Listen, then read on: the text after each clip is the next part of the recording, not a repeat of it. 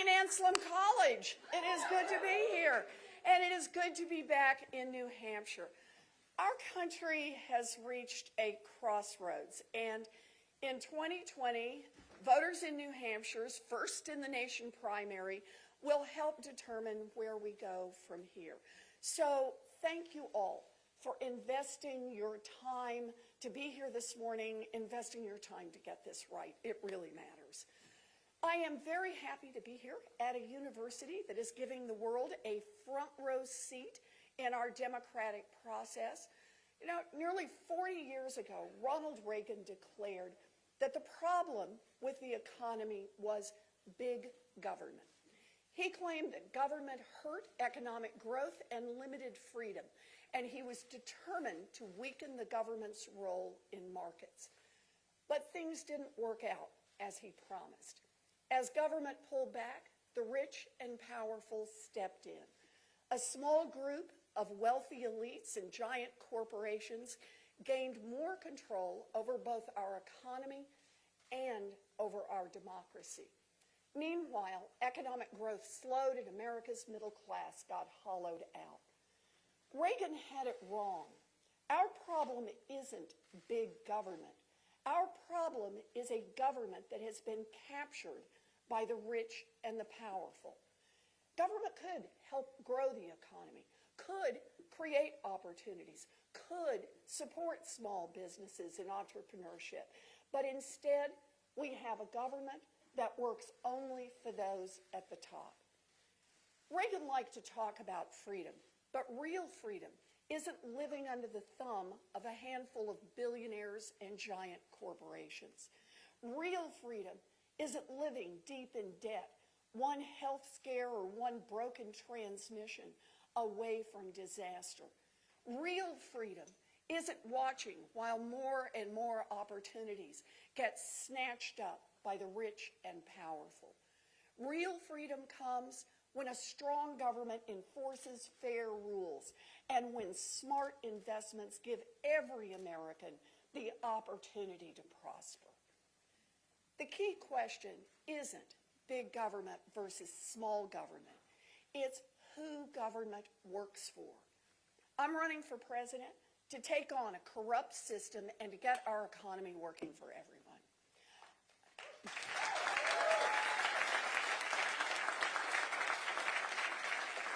And I'm serious about delivering real change, and a lot of powerful people know it.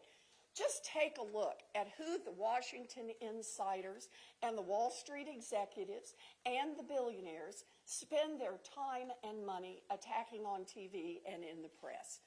They believe that I am the biggest threat to a corrupt system that has enriched them at the expense of everyone else. And they're right. I do have a plan to make real change.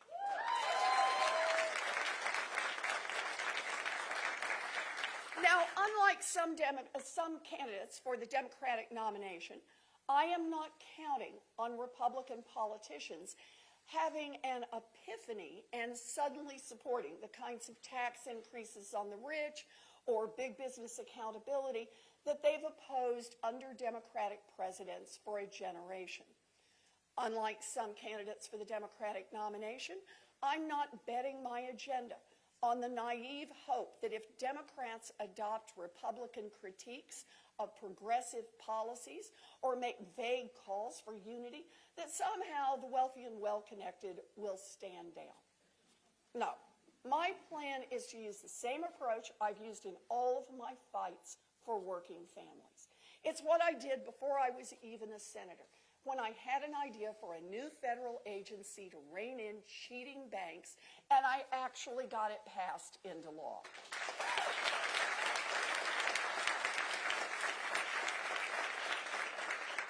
It's how to make real change. I'm building a grassroots movement of Democrats, independents, and Republicans, united in the belief that we can clean up the corruption in Washington and produce an economy with more growth, more opportunity, and more freedom. That is our path to beat Donald Trump in 2020.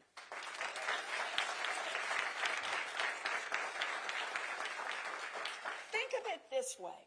We will beat the most corrupt president in American history by campaigning on the most aggressive anti-corruption plan since Watergate.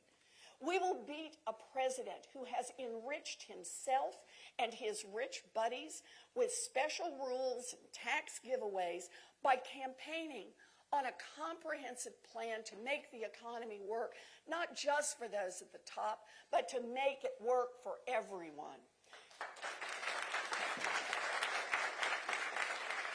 And here's the best part. We'll keep building that movement after the election, and we'll make real change starting in January 2021. That's how we're going to do it. So, let's start with some basics. I remember the day I grew up. Now, I was in middle school out in Oklahoma when my daddy had a heart attack, and he was out of work for a long time. Eventually, we lost our family car, and we almost lost our house. And that's why when I became a law professor, I headed straight for the money courses, teaching contract law, finance, banking, bankruptcy. I wanted to make sure that I understood money and how it affected families. And I figured if I could master these complex and technical areas of law, there'd be another benefit. No one would question whether a young woman with 2 little kids actually belonged in law teaching. So there I was. Now, I never nursed dreams of running for office. Instead, I spent decades studying why families go broke. I became one of the nation's leading experts on bankruptcy. So nobody should be surprised that I believe in markets. I'm proud of what American businesses can create, and I want them to thrive. But markets without rules are theft. And without fair rules, the wealthy and the powerful take all of the gains that markets produce. They take and small businesses can't compete, and consumers have fewer choices. Without fair rules, markets perpetuate racial discrimination. Today, our corrupt system has produced too many markets where these things are all happening. The thin slice of folks at the top who benefit from this rigged game push policies that help themselves and then push the costs off on everyone else. They gut environmental protections. They undermine unions. They slash taxes for the rich and more. Now, they claim it's about supporting economic growth, and they pay for research and economic models that rely on absurd and disproven assumptions to try to freshen up those claims. They tag any attempt to reform the rigged system as divisive and extreme, no matter how many Americans agree with it. Now, this has worked great for those at the top, but after decades of following their policies, it's clear this approach is not working for much of anyone else. Look past the daily headlines about the stock market and the unemployment rate, and you will see a grim, long-term picture of the American economy. Families are struggling. After accounting for inflation, average wages have barely budged for decades. Meanwhile, the core costs that most families face, housing, childcare, education, healthcare, they've shot through the roof. That combination has stretched family budgets to the breaking point. Economic growth is slow. For nearly 15 years running now, annual economic growth in the United States has not topped 3%. And if we stay on this track, the Congressional Budget Office projects that economic growth will average under 2% a year over the next decade. The underlying trends are also deeply troubling. For more than a decade, productivity growth has been slow. New business formation is sharply down. And while the unemployment rate is low now, job quality has been declining for decades. The black-white wealth gap has grown larger. In 2017, the black homeownership rate was as low as it was back when housing discrimination was legal in America. In the wealthiest nation on earth, about 38 million people still live in poverty. In 2017, life expectancy in the United States dropped for the third year in a row. That's what the American economy looks like. But the view from the top is entirely different. Rich families are doing fabulously well. Since 1995, middle-class families have seen their net worth go up by 7%. Think about that. That's over 23 years. While the net worth for the top 1% has jumped 187%. The American people have done everything they can to keep up. They've gotten more education, they've taken on extra work, they've made careful decisions with their money. But tens of millions of people are barely treading water. And even those who are doing okay look around and worry about the future of this country. Only about a third of Americans believe children in the United States will be better off than their parents. And they are right to worry. Young people have been hit by a devastating financial crisis, a recession, and a lifetime of stagnant wages. They're buried in debt, including a massive $1.6 trillion in student loan debt. And just to ratchet up the pressure, they're staring at a growing likelihood of catastrophic climate change. Young people today are as hardworking as any generation, but opportunity is collapsing around them. And if they dare to question the corrupt system that has put them in this giant hole, the elites responsible for this mess have the gall to call them lazy and entitled. I say enough.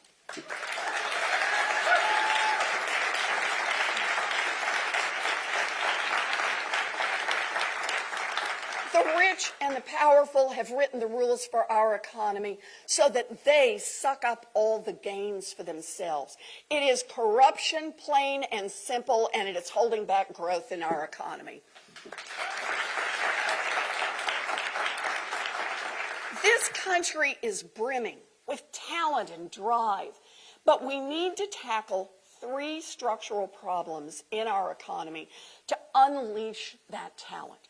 First, too many big American corporations have hurt workers and our economy by focusing solely on short-term interests of their investors. Second, in market after market, competition has declined. And third, stagnant incomes and rising costs have stretched family budgets past the breaking point. Three central problems in a rigged economy, and three problems we can solve. Part one, let's start with how our biggest American corporations are run. You know, for most of our nation's history, corporations recognized that they serve not just their investors, but their workers, their customers, and their communities. But in the 1970s, a conservative economist put forward a theory that corporations should have only one purpose: maximizing the payoff to their investors. Now, that idea took hold in corporate boardrooms across America, and Washington went right along. And boy, did it make a difference. At the beginning of the 1980s, large American corporations sent less than 50% of their total earnings to their investors. Within 30 years, they sent 93% of their earnings directly to their investors. Think about it this way. Trillions of dollars that could have gone to workers and to long-term development, to new factories and new product lines, instead went to short-term payoffs to investors.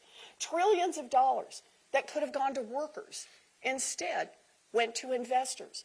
Wages and productivity used to grow together. As workers produced more, they got paid more. But that ended by 1980, when productivity continued to rise, but wages flattened out. As corporations narrowed their focus solely to investors, American workers stopped getting the share of corporate profits that they had produced. So today, Corporate profits that used to be shared among investors and workers and plowed back into the businesses have instead become a feast to be eaten by those who are already at the top. The wealthiest 10% in this country own 84% of American-held shares, and they are gobbling up the corporate profits. Now, CEOs are gorging themselves too. The average CEO went from making 42 times what the average worker made back in 1980 to 278 times as much as the average worker last year. We can't fix this broken system by only treating symptoms. We can't fix it by talking vaguely about unions or lecturing about the value of hard work. We need big structural change.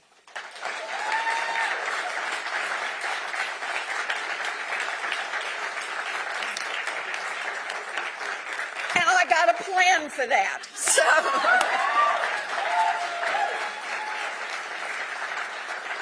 So let's just talk about it for a minute. My plan requires very large American corporations to get a new federal charter that binds managers to consider the interests of workers, not just investors, in corporate decisions.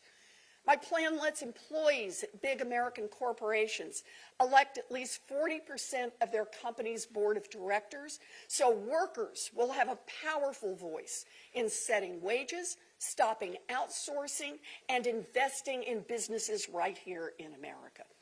Yeah. My plan limits executive compensation so that corporate leaders focus on the long-term success of the company instead of the short-term moves designed to goose the company's stock price and put millions back in the executives' own pockets.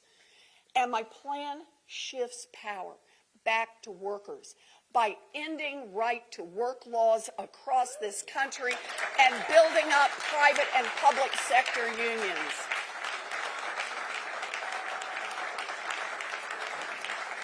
Unions help build America's middle class, and unions will help rebuild America's middle class.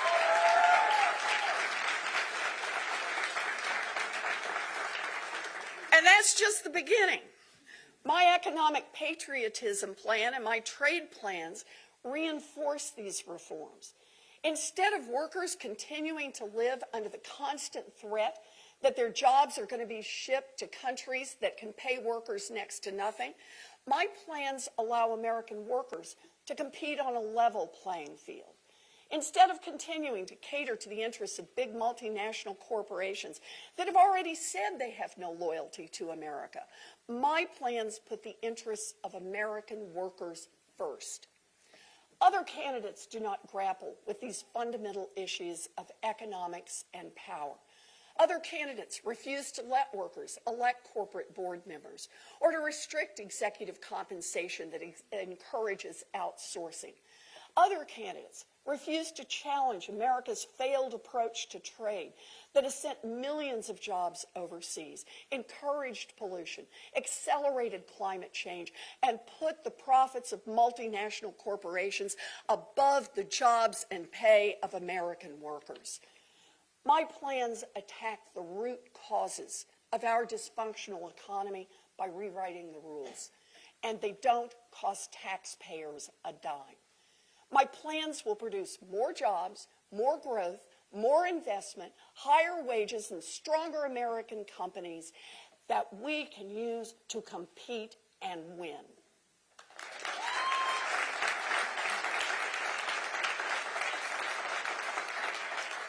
So that's part one, changing the way big American corporations put the short-term interests of investors over the interests of workers and everyone else. Part two, jump-starting competition and innovation in America. Now, markets don't work in many areas, like healthcare and education, for example. And better markets aren't the solution to every problem. But in any area with a functioning market, competition is essential to create value. When companies compete by providing better products, better services, or better prices, that helps customers. And it also rewards every business that out-innovates or outworks their competitors. But too many giant corporations have figured out they can boost their profits much more easily if they don't have to face any competition at all. And government officials responsible for enforcing the laws on competition have just fallen down on the job. So today, in market after market, a handful of big players dominate. 4 giant companies control the entire market for beef. 2 companies control more than 60% of all mattresses sold in America. 2 companies own more than 90% of all retail drugstores. Hospitals, agriculture, drug companies, the list goes on. These corporate executives who lead these companies will tell you that competition is a great idea for other businesses, just not for their own. Consolidation hurts our economy. Without competition, monopolists can charge whatever they want, so prices go up. Concentration also undercuts workers' bargaining power, so wages go down.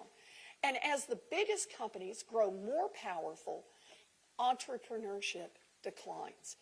Giant corporations pose another problem. They can exercise more political influence, which allows them to tilt the rules in Washington more and more to protect themselves and to grow even larger. Mark Zuckerberg gets to have a private dinner with the president. Small business owners don't get that kind of access. It is time for a president who will enforce our antitrust laws and, yes, break up massive corporations that use their size to undermine our economy and our democracy.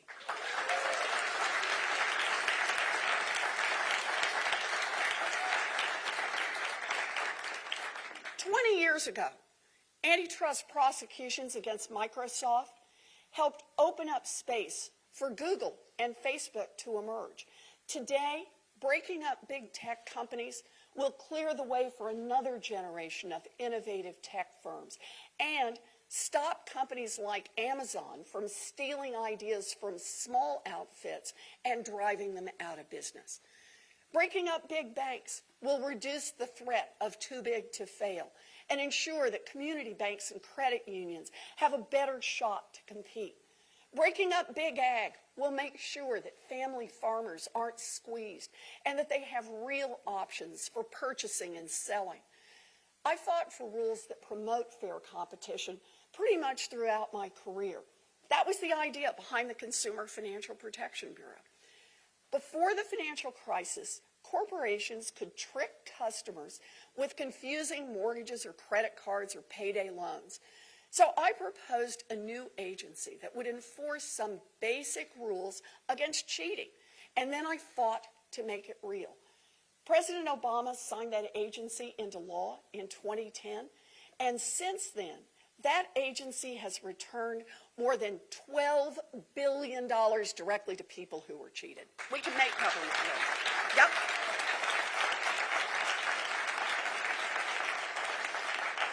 Yeah, we can make government work. You know, the credit market has now worked better, both for customers and for honest businesses. That was also the idea behind my fight to bring low-cost, over-the-counter hearing aids to American families. On average, a pair of hearing aids in America costs nearly $5,000. Now, Medicare and most private insurance plans won't cover hearing aids, so millions of people who need them just do without. But why is the price so high? Because of unnecessary regulations that insulated a handful of corporations from any real competition. So I led the fight to eliminate these barriers and let people buy hearing aids over the counter. I got the law changed. Yep.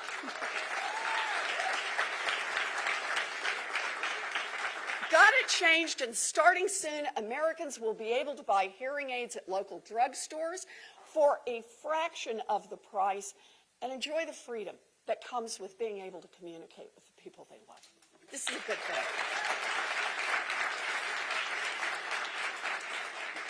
These are the kinds of changes that save people money. They spur economic growth and innovation. But every time I talk about them, there's somebody who wants to call me a socialist or a radical, just like they did every time FDR or Barack Obama or any other Democrat fought for real change. Well, here's a news flash. If you defend a corrupt system where corporate lobbyists write the rules to squeeze out competition and hurt economic growth and undercut workers, you're not a capitalist, you're just a cheater.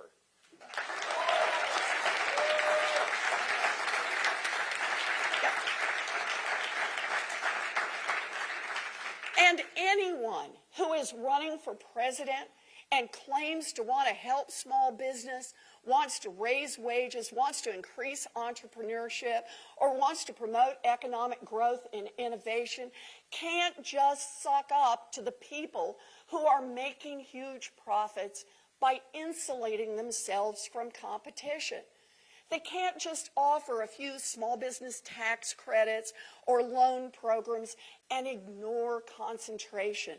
They need to tackle concentrated markets and the power of monopolists, even if it annoys some big tech CEOs.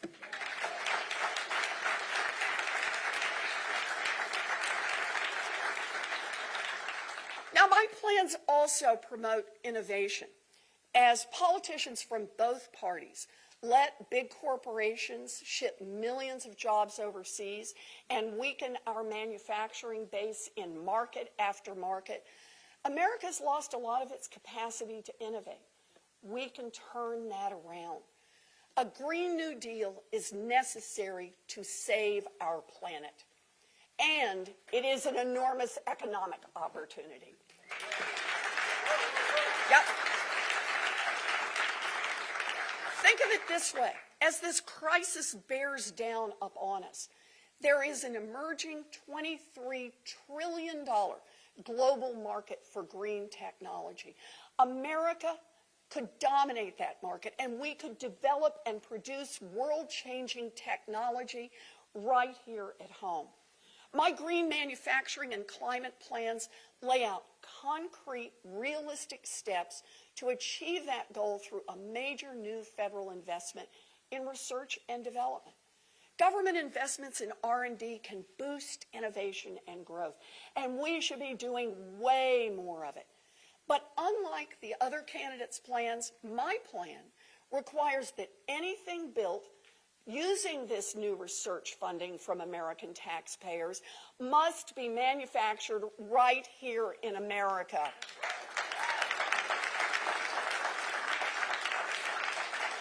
That's how we're going to create the kinds of good manufacturing jobs that we've lost in recent decades.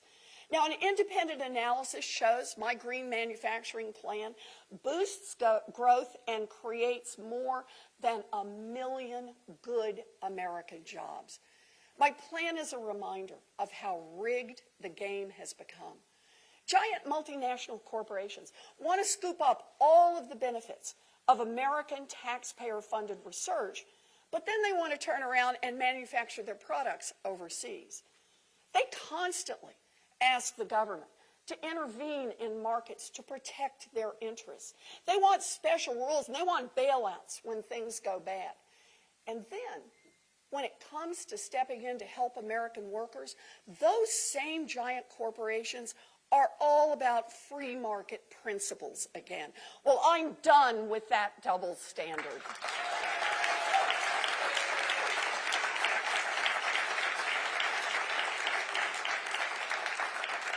And that brings us to part 3, raising incomes and lowering costs for working families. Demand is a critical driver of our economy, and weak demand acts like an anchor. When millions of families are squeezed, they have less money to buy, and that means businesses struggle to sell their goods or services.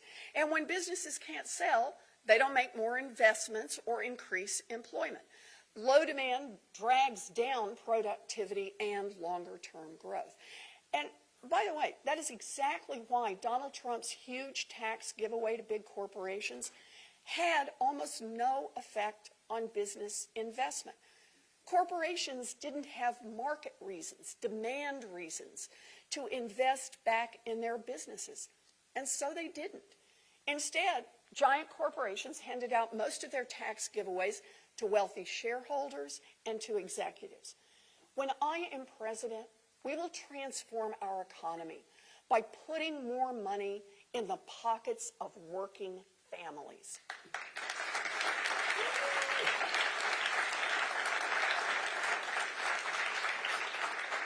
We'll raise the minimum wage to $15 an hour, lifting pay for nearly 40 million Americans.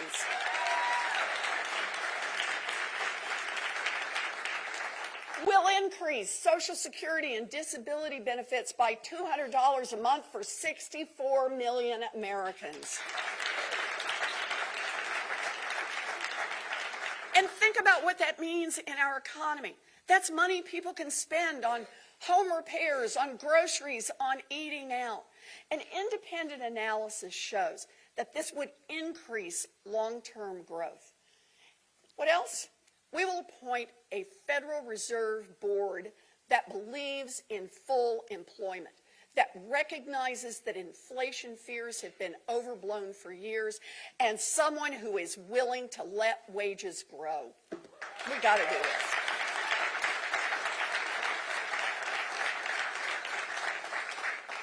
Plus, we will tackle family costs directly. Housing, childcare, education, health care. Think about what that means to our economy. Tens of millions of families will have more money to spend. My housing plan will fix the structural supply problem that's driving prices up. We'll build or rehab more than 3 million new homes, cut rents by 10%, and create 1.5 million good new jobs doing it. Yeah. An independent economic analysis shows my plan will grow the economy. In most states, child care costs more than tuition at an in-state college. My plan provides for universal child care and early learning for all of our babies aged 0 to 5.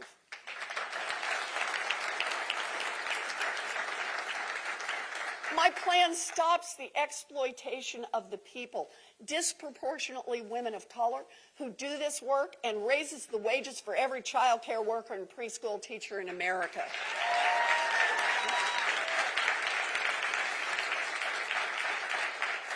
And again, an independent analysis shows my plan will grow the economy. The cost of sending a kid to school after high school is also weighing down on families. Nearly 45 million people have student loan debt, and it can stop them from getting married, from buying homes, or from starting businesses. My plan provides free tuition at public technical schools, 2-year colleges, and 4-year colleges. It increases the federal investment in high-quality apprenticeships tenfold, and it cancels student loan debt for 95% of the people who've got it.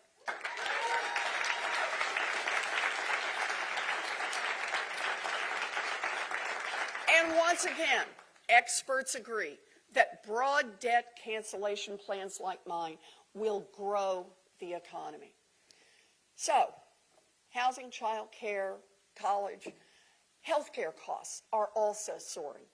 Premiums have gone up more than 20% over the last 5 years. Half of all American adults report not getting the care they need because of cost.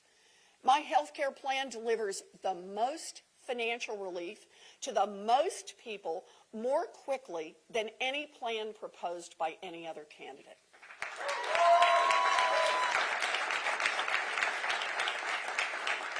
I will immediately act to reduce prices for critical drugs like EpiPens and insulin so families don't go broke or have to ration treatment. I'll give everyone over 50 the chance to join Medicare.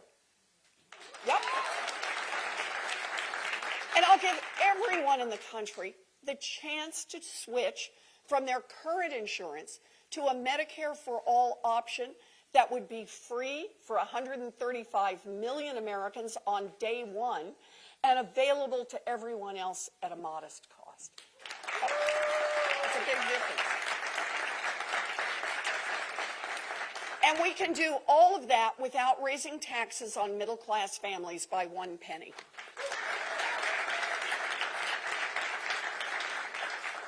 And in my third year, when we vote to bring everybody into Medicare for All, we will deliver an enormous economic boost for entrepreneurs, for businesses of all sizes, and for our entire economy. Yep. There's another problem we need to attack, and that's the opioid crisis. It is a humanitarian crisis and an economic crisis as well. Donald Trump's Federal Reserve Chair says the economic impact of the opioid crisis is substantial as workers with untreated addiction leave the workforce and growth sags. Now, I've already passed legislation to tackle the crisis, and advocates and experts have said that my plan for actually ending the crisis, quote, is the only one that really grasps how big the problem is. Housing, childcare, education, healthcare, a national health crisis. We can make change. Change that will touch the lives of millions of people. Change that will help families build some real security and help their children enjoy more opportunities. And change that will strengthen our economy. All of these plans lift up all working families, but they are also designed to address the shameful racial disparities that persist in our economy. Tackling the growing black-white wealth gap is a moral obligation, and we must do that.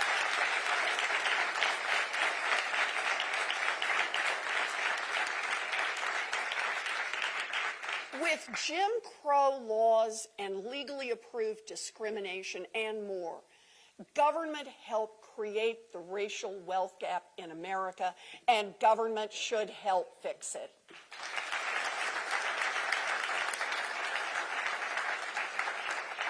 And here's the thing, closing the gap will also boost the economy. My student debt cancellation plan helps close the gap, which is one of the reasons the NAACP supports it. My housing plan helps narrow the gap by including historic down payment assistance for residents of formerly redlined areas. My entrepreneurship plan helps close the gap, the startup capital gap between white and black entrepreneurs, and promotes black small businesses. For decades, some people, including some in our own party, have dismissed these kinds of necessary investments to the middle class as free stuff. You want to know who's getting free stuff? Amazon, a company that reported more than $10 billion in profits this year and is paying zero in federal income taxes.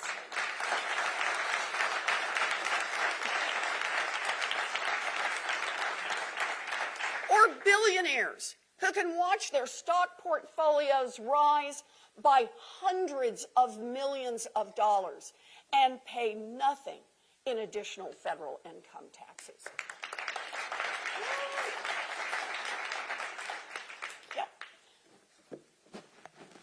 Today's corporations pay a smaller share of federal tax revenue than they have in a generation.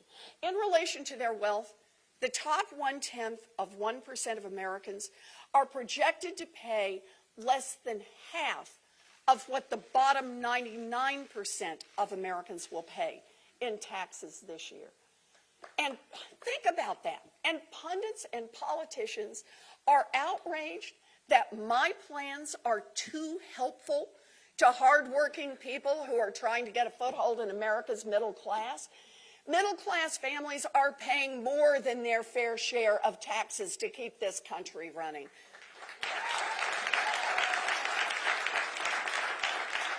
They should be able to pay the rent or the mortgage without leaving themselves flat busted. They should be able to get an education without getting drowned in debt. They should be able to go to work without child care costs eating up their entire paychecks. They should be able to get the health care they need when they're sick without risking bankruptcy. Hard-working people need a government on their side, and we can start by reducing the costs they lay out month after month on housing, child care, education, and health care.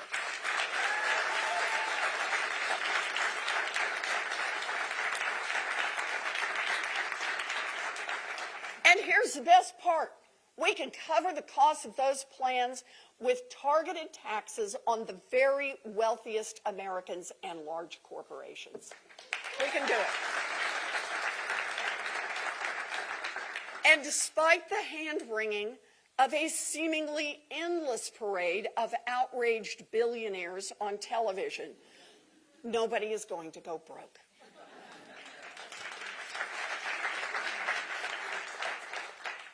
So look, I am no fan of Michael Bloomberg. That has been made clear through the years. But here's the deal. Michael Bloomberg built a successful business. And I want to honor that. I think that's great. You built a successful business here in America. Good for you. But here's the thing. You built that successful business here in America. You did it in no small part using workers all of us help pay to educate. You did it at least in part getting your goods to market on roads and bridges all of us help pay for. You did it at least in part protected by police and firefighters all of us help pay the salaries for. And here's the thing. We're Americans. We are glad to do it. We want to make those investments.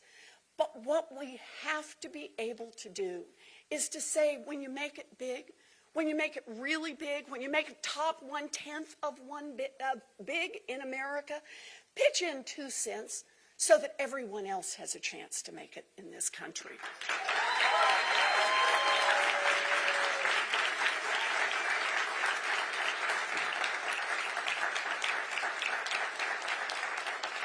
A wealth tax on millionaires and billionaires isn't about being punitive or denigrating success. It's about laying the foundation for future successes. It's about making sure that the wealthy don't pick up the ladder after them. And it's about building a stronger economy with more growth. We've seen enough evidence that helping billionaires buy more paintings and more yachts doesn't help grow the economy. Real growth comes from putting a wealth tax of a few cents on billionaires' paintings and yachts so that we can provide universal child care, cancel student loan debts, and make other investments in hardworking people in this country.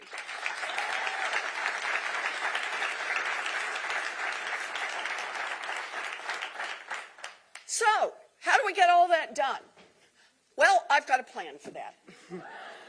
So to turn my plans into reality, I'll use the same inside-outside approach that great Democrats like FDR used to pass sweeping change. Right now, we're building a grassroots movement to win on Election Day in 2020.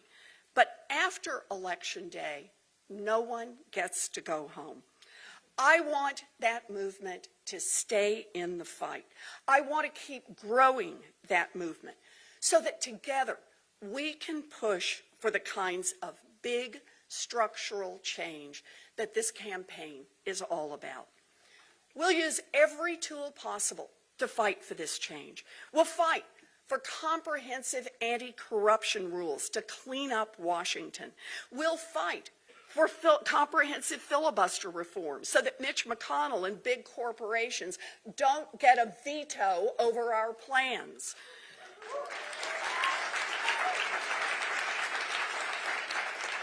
And we'll stand ready to use the same 50-vote reconciliation process that Republicans used to attack Obamacare and to pass their trillion-dollar tax giveaway to the rich.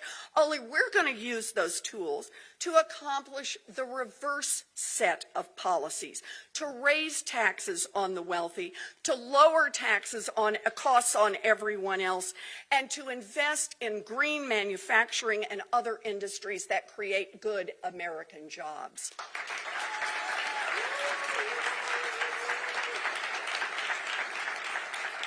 Whenever possible, I want to work with Congress on new laws, but I don't overlook what's already available. Previous Congresses have already passed a lot of laws that a president can use now to help out our families, and I'll use those laws starting on day one. I am grateful to President Obama for appointing me as an assistant to the president, where I helped set up the CFPB. And later, when I became a senator, I used that executive experience to push our federal agencies to use their existing legal authorities to help working families on everything from student loan debt cancellation to protecting veterans from mortgage scams. My plans lay out the actions I will take using the power of the presidency to raise wages, to protect workers, to fight climate change, and more. Now, will I have a magic wand to enact my full agenda? Of course not. No president does. I know I will have to compromise, but that's not where we start.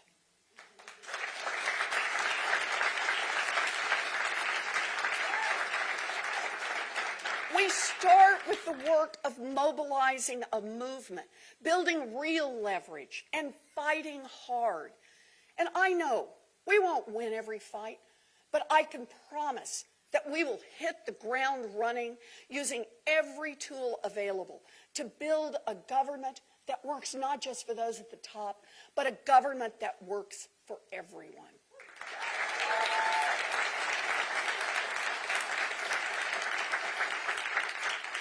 According to a recent survey, only 17% of Americans trust their government to do the right thing at least most of the time. Huge numbers of Democrats, Republicans, and independents understand that Washington is captured by the wealthy and the well-connected. As a candidate, Donald Trump talked a big game and promised to drain the swamp. And then he broke that promise. In fact, his presidency is the most corrupt in modern history. His administration is stacked with former lobbyists handing out favors to big corporations. Dozens of people who have worked with him are facing investigations, have pleaded guilty, or are already serving jail time. And the president himself is now staring down the barrel of impeachment for abusing his power. Yep, nope. Americans of all political stripes are looking for a candidate who is serious about fighting Washington corruption. They know that until someone is willing to do that, nothing else will get done. Demonstrating a real commitment to reform is our best general election contrast with a corrupt president.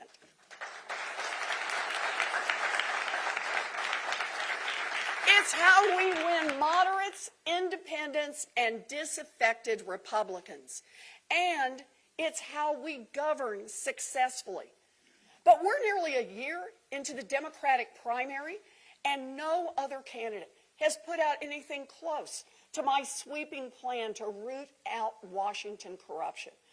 Now, some candidates have at least put forward campaign finance reform plans. But if you want to know about a candidate's commitment to reform, don't just look at what they say they will do. Look at what they're doing right now. Most candidates haven't disclosed the names of their bundlers or finance committees. They are spending time in fundraisers with high-dollar donors, selling access to their time for money. Some of them have spent months blocking reporters from entering those fancy closed-door affairs. We know that one Democratic candidate walked into a room of wealthy donors this year to promise that, quote, nothing would fundamentally change if he's elected president. We know that another calls the people who raise $250,000 for him his, quote, national investors circle, and he offers them regular phone calls and special access. When a candidate brags about how beholden he feels to a group of wealthy investors, our democracy is in serious trouble.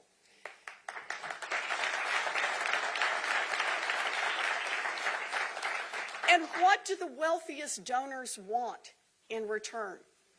Consider just one example, ambassadorships. The president's impeachment right now is centered on the shady actions of Gordon Sondland, America's ambassador to the European Union. Now, Mr. Sondland had exactly one qualification for ambassador. He wrote a check for $1 million to Donald Trump's inauguration. It shouldn't be hard for candidates in a Democratic primary to at least commit to not auctioning off their own ambassadorships to the highest bidder, but most of them have refused. Look, I don't ask for a $1,000 contribution in exchange for a picture. I'm closing in on 100,000 selfies for a grand total of $0.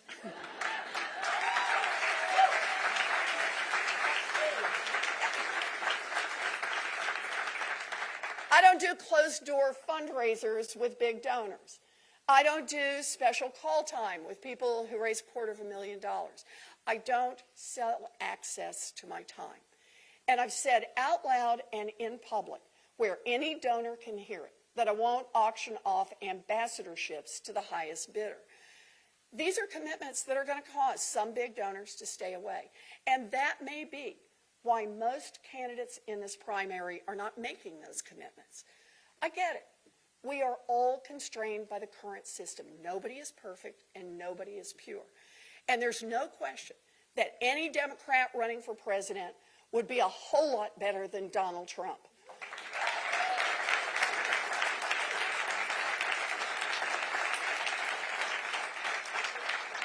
And I understand the practical and political costs of pushing for real reform.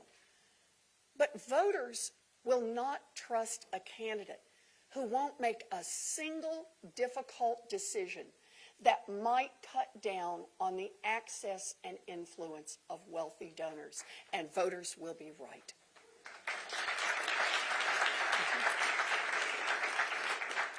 In 2020, we can run and win on a progressive economic agenda, because a progressive economic agenda is America's agenda.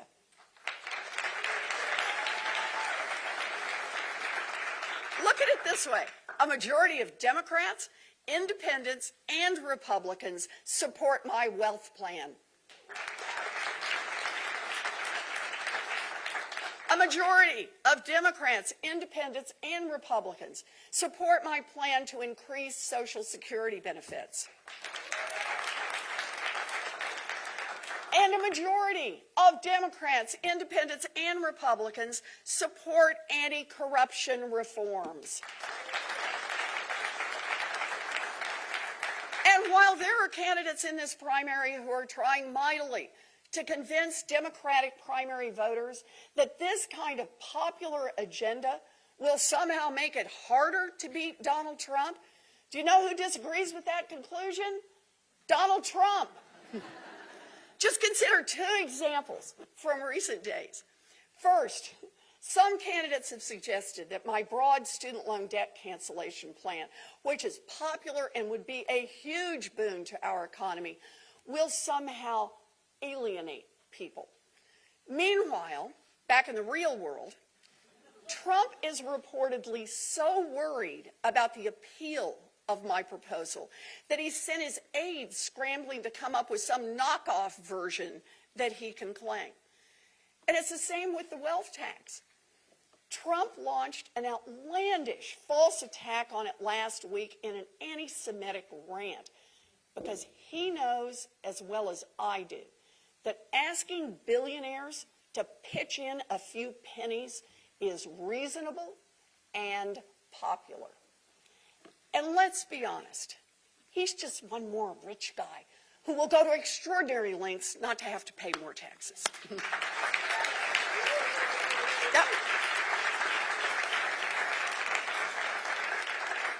My agenda is compelling to voters because it speaks to real problems in their lives. I've done 179 town halls in 28 states and Puerto Rico, and whether it's in West Virginia or Alabama or Iowa or right here in New Hampshire, the people I meet want real solutions. They're looking for candidates who can make a clear case for what's broken and how to fix it. Now, for years, establishment insiders in both parties ignored what was happening to our economy. They ignored the growing insecurities and anxieties of working people. They called for more nibbling around the edges, for smaller and smaller solutions that failed to match the scale of our growing problems.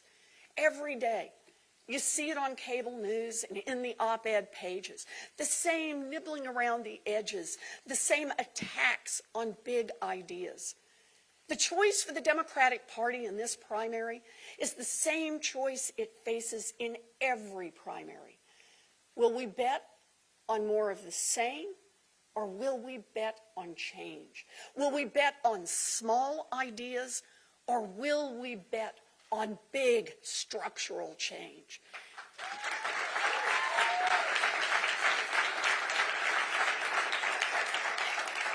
If we're going to build an economy that works for everyone, and if we're going to win a change election, instead of once again getting run over by a change election, we must stand up to those with power and fight for the American people.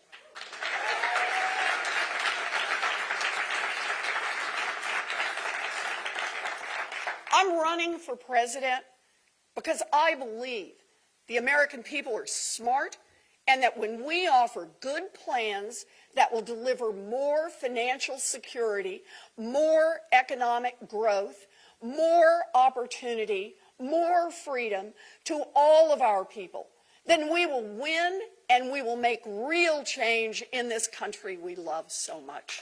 Thank you. Thank you. Thank you all. Thank you.